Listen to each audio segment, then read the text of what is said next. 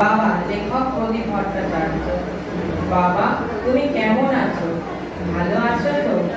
কাজের লোক আসছে তো নাকি আসছে না? বাবা আমাদের ওই পাশের বাগানটাতে কি এখনো কি ছোট বাচ্চারা খেলাধুলো করে, নাকি সবাই বড় হয়ে গেছে, নাকি সবাই বন্দি করে?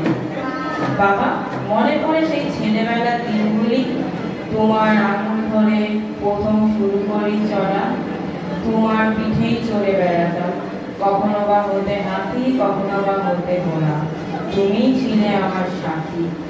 মনে পড়ে সেই দিনগুলি, তোমার হাত ধরে ঘুড়ি ওড়ানো, তোমার হাত ধরে প্রথম শুরু করি লেখা, তোমার চোখেই বিশ্ব দেখা। বাবা তোমার কথা আমার অনেক মনে পড়ে। বাবা তুমি ভালো থাকবে তো? নিশ্চয়ই থাকবে। আমি বললাম আমি তোমার ছেলে, আমি জানি বাবা তুমি যেখানেই থাকো ভালো থাকবে।